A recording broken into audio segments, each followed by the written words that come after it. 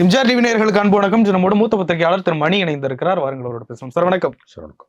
நாம் தமிழர் கட்சியிலிருந்து காளியம்மாள் விலகுவதாக அறிவித்திருக்கிறார். ரொம்ப எதிர்பார்க்கப்பட்ட ஒன்றாக இருந்தாலும் இந்த நகர்வை எப்படி பாக்குறீங்க? காளியம்மாள் அவர்கள் நாம் தமிழர் கட்சியிலிருந்து விலகுவதாக அறிவித்திருக்கிறார். காரணத்தை தெளிவா அவங்க சொன்னதா தெரியல எனக்கு. உங்களுக்கு எதாவது தெரியுதா?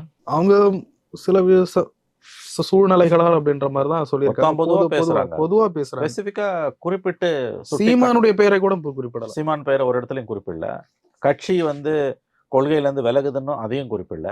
எந்த காரணத்துக்காக தான் விலகுறன்றத ஏதோ பூடகமா பலருக்கும் புரியாத மொழியில தான் அவங்க பேசியிருக்காங்க. இந்த மாதிரி விலகும் போது கனத்த இதயத்துடன் விலகுறேன் அப்படிலாம் சொல்லுவாங்க. அது அந்த மாதிரி அவங்க சொன்னாங்களா? அந்த மாதிரி அவங்க வருத்தம் தெரிவிச்சிருக்காங்க. ஓகே, அதை நம்ம கனத்த இதயன்றது ஈக்குவலாவே எடுத்துக்கலாம்.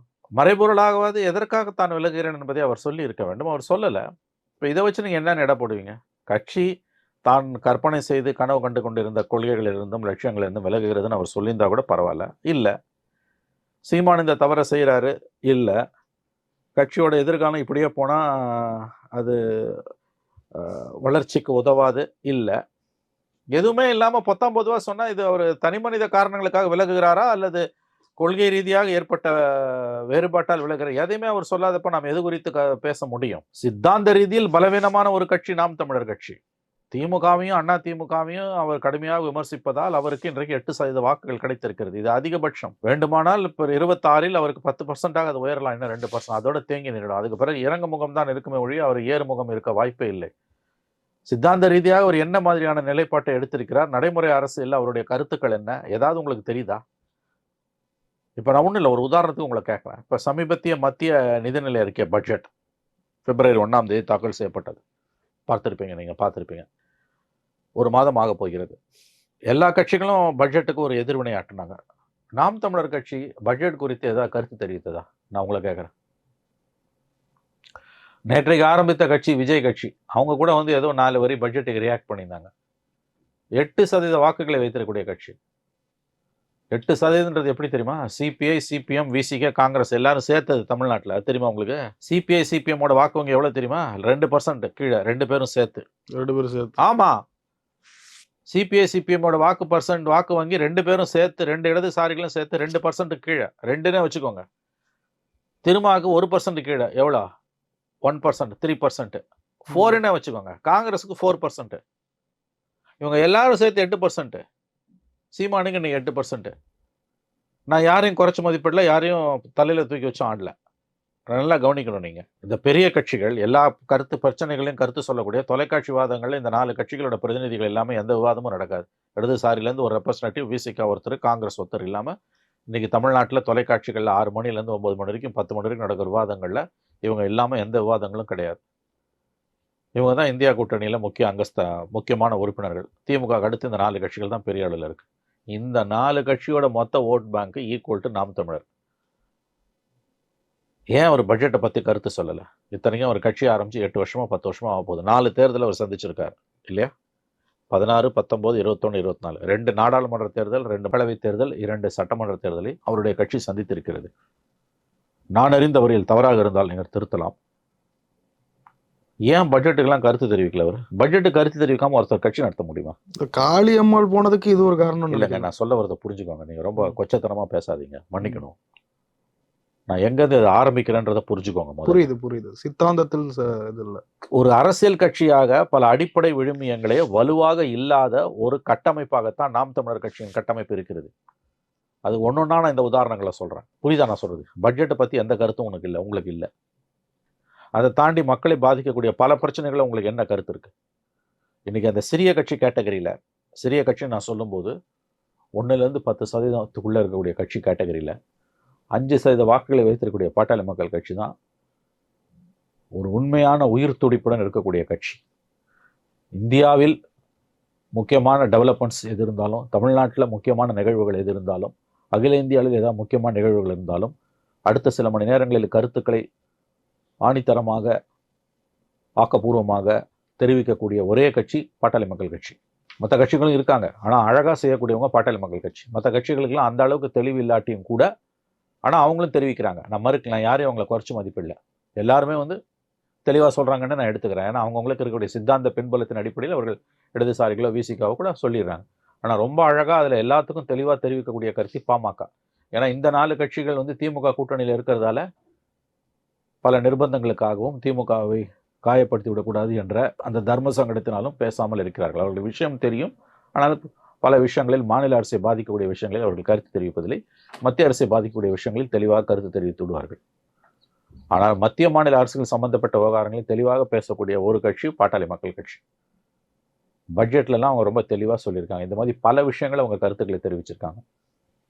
சீமானுடைய அரசியல் நிலைப்பாடு பல விஷயங்களில் என்ன? நான் பட்ஜெட்டுக்கு கருத்து தெரிவிக்காதால காளியம்மாள் போயிட்டாங்கன்னு சொல்லலை. அப்படி ஒன்றும் இல்லை. நான் அப்படி பேசினா அது அபத்தமாக இருக்கும். நான் எங்கே ஆரம்பிக்கிறேன்னு உங்களுக்கு புரியுது இல்லையா? பல விஷயங்கள்ல உங்களுக்கு கருத்தே இல்லை, மக்களிடம் உங்களுக்கு உரையாடலே இல்லை. தினமும் ப்ரெஸ் மீட் கொடுத்தா பத்தாதுங்க. ப்ரெஸ்ஸை பார்க்காம இருக்கிறது விஜய்க்கு தப்புனா, தினமும் ப்ரெஸ்ஸை பார்க்கறது சீமானோட பலவீனம். ப்ரெஸ்ஸையே பார்க்காம இருக்கிறது விஜய்க்கு பலவீனம், தினமும் ப்ரெஸ்ஸை பார்க்கறது சீமானுக்கு பலவீனம். அது அந்த எக்ஸ்ட்ரீம்னா அது இந்த எக்ஸ்ட்ரீம். ஆகவே இன்றைக்கு கட்சி வந்து இங்கே வந்து நிற்குது. பெரியார் பற்றின சீமானுடைய கருத்துக்கள் பேச்சுகள் அளவு கடந்து போய் இன்னைக்கு எதிர்மறையாக திரும்பி இருக்கிறது. ஒரு கடுமையான அரசியல் நெருக்கடியில் மத்தியில் தான் சீமான் நின்று கொண்டிருக்கிறார் என்று நான் பார்க்கிறேன். அதனுடைய ஒரு வெளிப்பாடு தான் இப்போ கட்சியிலிருந்து ஒவ்வொருவராக வெளியேறுவது. காளியம்மாள் அந்த கட்சியின் ஒரு பெண் முகமாக அறியப்பட்டவர். நீங்க பார்த்தீங்கன்னா அந்த கட்சியில சீமானுக்கு அடுத்து பிரபல்யமாகக்கூடியவர்கள் ஒவ்வொருவராக வெளியேறுகிறார்கள். அந்த சில ஆண்டுகளுக்கு முன்பு கல்யாண சுந்தரமும் ராஜீவ்காந்தி வெளியேறினாங்க. ஒருத்தர் அண்ணா திமுக போனார், ஒருத்தர் திமுக போனார்.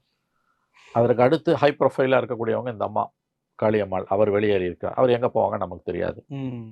இப்போ இதுக்கு அடுத்து அங்கே அறிந்தக்கூடிய முகமெல்லாம் இருக்கவங்க யார் யார்? ஒரு 3 பேரை சொல்லலாம். டாக்டர் கார்த்திக் மருத்துவர், அடுத்து சாட்டை துரைமுருகன், 3வது இடும்பாவனம் கார்த்திக். அப்பொழுதற்ற இளைஞர்களை கொண்ட கட்சி.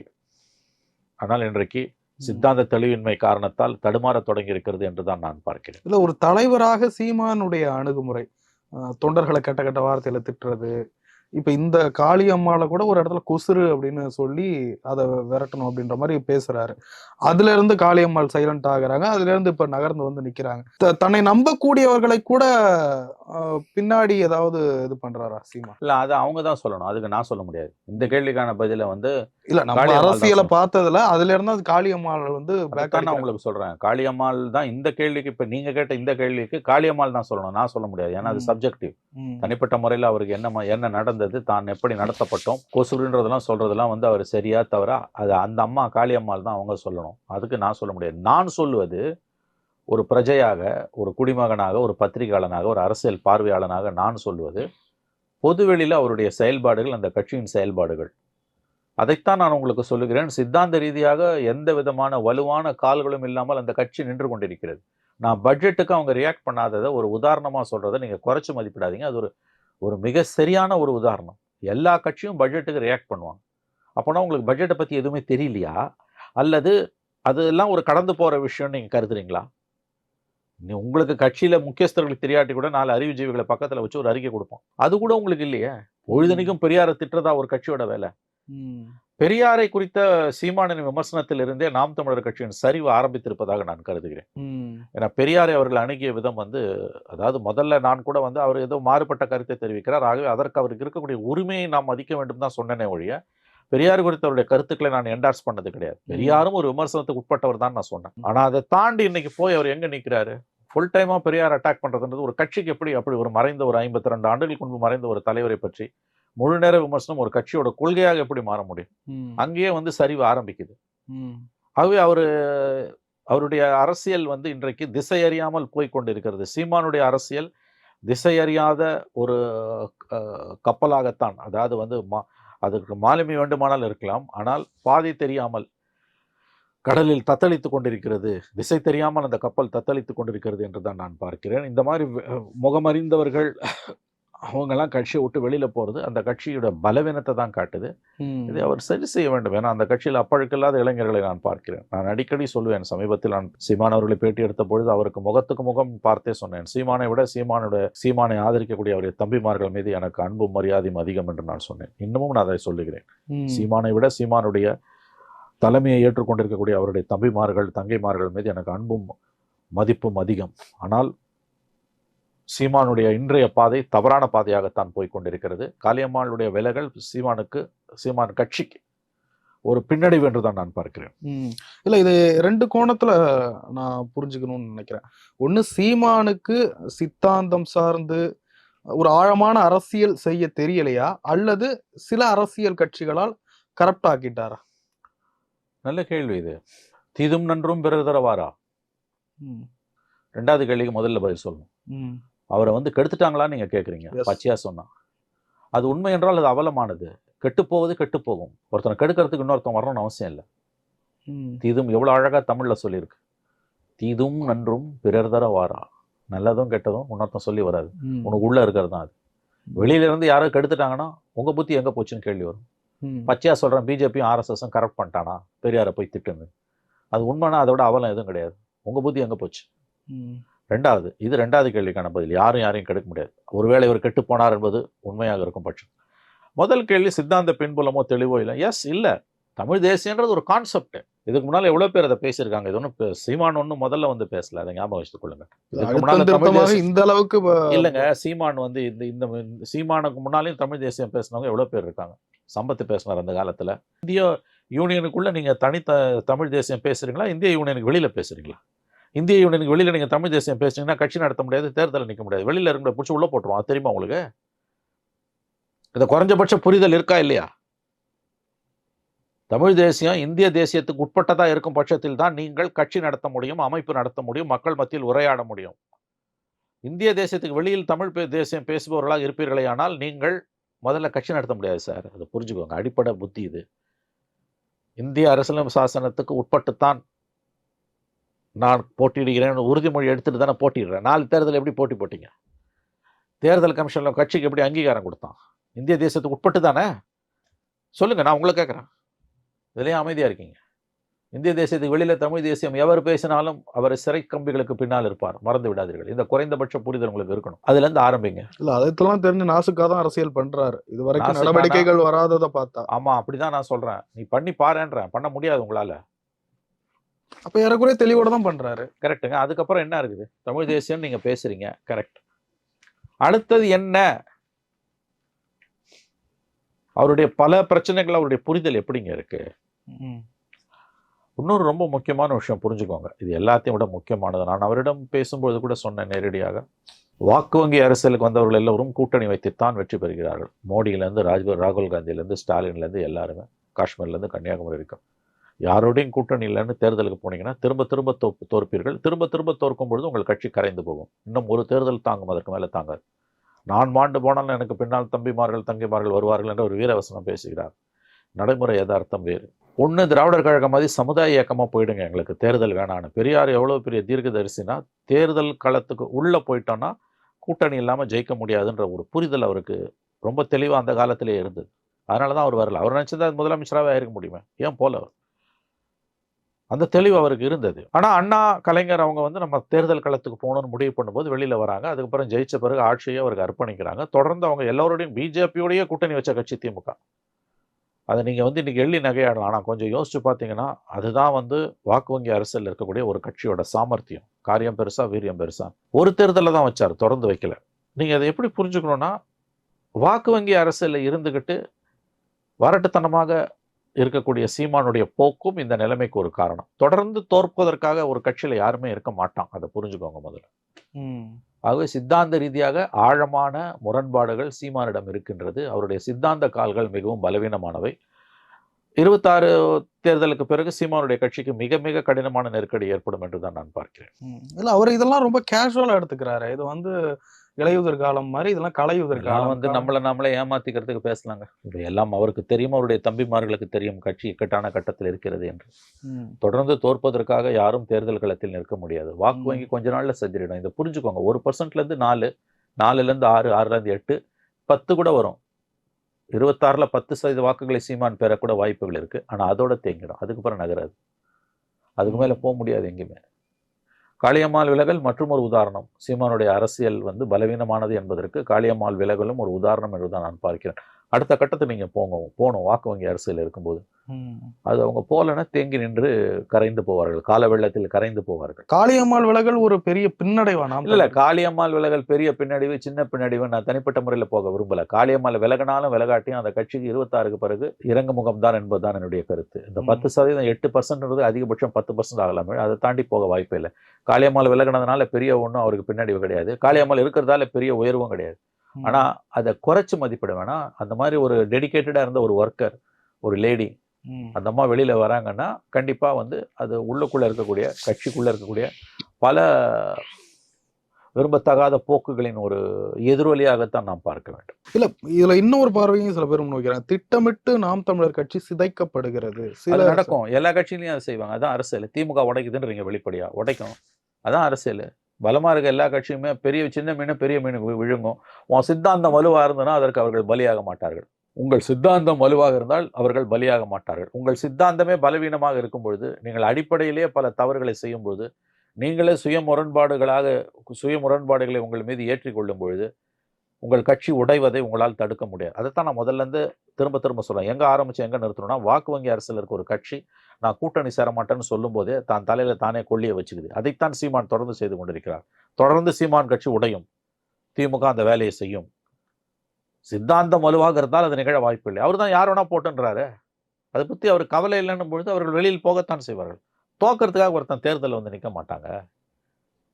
திரும்ப அப்ப நீங்க சமுதாய இயக்கமா போயிடுங்க. நான் தேர்தலையும் நிற்பேன், ஆனா யாரோடையும் கூட்டணி சேர மாட்டேன்னும் போது அது ரொம்ப அபத்தமான ஒரு முடிவு.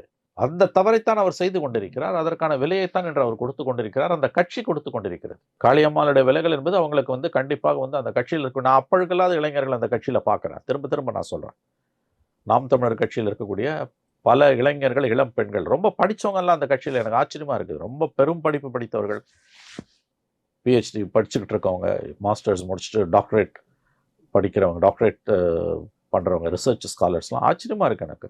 அப்பழுக்கற்ற இளைஞர்கள், இளம் பெண்களை பார்க்குறேன் நான், படித்தவங்க, ரிசர்ச் ஸ்காலர்ஸ். அவங்கெல்லாம் ஒரு எதிர்பார்ப்பு, அவங்களுக்குள்ள ஒரு கனவு இருக்கும். அந்த கனவு இப்போ சீமான் போகிற பாதையில் நிறைவேறாது. அது வந்து காணல் நீராக தான் போய் முடியும். சித்தாந்த வலுவின்மை சீமானின் மிகப்பெரிய பலவீனம். 26 தேர்தலுக்கு பிறகு கட்சி மிக கடுமையான நெருக்கடியை சந்திக்கும் என்றுதான் நான் அவதானிக்கிறேன். முன்னாடி எல்லாம் சீமானுக்கு பெரிய அளவுல ஒரு பார்வை இருந்தது. பார்வைன்றது தாண்டி கொஞ்சம் கூட்டமும் அதிகமா இருந்தது. இப்ப வர வர வர வர ரொம்ப குறைஞ்சிருச்சு. சீமானன்ற தனி மனிதரும் நம்பகத்தன்மையை இழந்து விட்டாரா? இல்லைங்க, அது நான் பர்சனலைஸ்டா கொண்டு போக விரும்பலைங்க. கட்சி தான் நான் பேச முடியும். ஆஸ் அன் இண்டிவிஜுவலா நான் அவரை பத்தி எந்த கருத்தையும் சொல்ல விரும்பல. இல்ல அவர் மேல வர்ற பொய் புகார்கள், இல்ல அது நான் ஒரு அரசியல் கட்சி தலைவரா அவரை பத்தி பேசுற உரிமை. அது உண்மை. நீங்க எங்க வரீங்கன்னு எனக்கு புரியுது. இப்ப அந்த கருத்து, அந்த பிரச்சனைகளை பத்தி நான் பேச விரும்பவில்லை. எனக்கு அது ரொம்ப வருத்தம் அளிக்கிறது. அது ரொம்ப, அதை பத்தி நான் இப்பொழுது பேச எதுவும் விரும்பவில்லை. அவருடைய அரசியலை பற்றி மட்டுமே தான் நான் பேச விரும்புகிறேன். ஆனால் நீங்கள் சொல்ல வரக்கூடிய, நீங்க எங்க வரீங்கன்னு எனக்கு புரியுது. நான் உங்களை குறைச்சு மதிப்பிடல. நீங்க சொல்ற பாயிண்ட்டை நான் ஏத்துக்கிறேன் மார்ஷல். அதாவது வந்து ஒரு கட்டத்தில் நாம் விரும்பினாலும் விரும்பாவிட்டாலும் அந்த புகார்கள் குறித்தும் சிவில் சமூகம் விவாதிக்க வேண்டிய ஒரு கட்டாயம் வருகிறது என்பதை நான் புரிந்து கொள்கிறேன். அது ஒரு கட்சிக்கு நல்லதல்ல. நிச்சயமா நான் சொல்றேன், அது ஒரு கட்சிக்கு நல்லது அல்ல. எல்லாமே நெகட்டிவா தான் சீமானுடைய கட்சியில இருக்குது. நான் சீமானை இன்னமும் அரசியல் ரீதியாக மட்டுமே எடை போட விரும்புகிறேன். அவர் மீதான தனிப்பட்ட குற்றச்சாட்டுகளை நான் இப்பொழுது பேச விரும்பவில்லை. அவை எனக்கு வருத்தம் அளிக்கின்றன. எந்த அரசியல் கட்சி தலைவர் மேலேயும் நான் வெளிப்படையாக சொல்றேன், நான் சித்தாந்த ரீதியாக எதிர்க்கக்கூடிய பாஜக, பாரதிய ஜனதா கட்சி அல்லது ஆர்எஸ்எஸ், வாக்கு வங்கி அரசியல் இருக்குது பாஜகவுடைய தலைவர் ஒருவர் மீது இத்தகைய குற்றச்சாட்டுகள் வந்தாலும் நான் வருத்தப்படுவேன். ஏன்னா என்னை பொறுத்தவரையில் பொது வாழ்க்கையில் இருக்கக்கூடிய ஒருவர் இத்தகைய குற்றச்சாட்டுக்கு உள்ளாவது எனக்கு சித்தாந்த ரீதியாக ஒரு எதிரியாக இருந்தாலும் அவரை இப்படிப்பட்ட நிகழ்வுகள் மூலம் நான் எடை போட எனக்கு கிடைக்கக்கூடிய வாய்ப்பு என்பது எனக்கு விதிக்கப்பட்ட தண்டனையாகத்தான் நான் பார்க்கிறேன். அப்படி யாரையும் நான் வந்து அப்படி ஒரு மனிதன், இன்னும் சொல்ல போனால் அரசியல் பயணத்தில் அவன் தோற்று போவது எனக்கு வருத்தம் அளிக்கும். மக்கள் அவனுடைய சித்தாந்த ரீதியாக அவனை ஏற்றுக்கொள்ளலாம், அதை எதிர்க்கலாம், நிராகரிக்கலாம். ஆனால் அரசியலுக்கு சம்பந்தமில்லாத தனி மனித பலவீனங்களால் ஒரு மனிதன் வீழ்ச்சி அடைகிறான் என்றால் அவன் பிஜேபியாக இருந்தாலும் நான் அவனுக்காக வருந்துவேன். அதனால சீமானை பற்றின இந்த விஷயத்தில் நீங்கள் எங்கே வரீங்கன்னு எனக்கு புரியுது. நான் அந்த சப்ஜெக்ட் இப்போ தொட விரும்பலை. எனக்கு அது வருத்தம் அளிக்கிறது என்பது மட்டும்தான் உண்மை. நிறைய விஷயங்களை பகிர்ந்துக்கிறேன். நன்றி மார்ஷல்.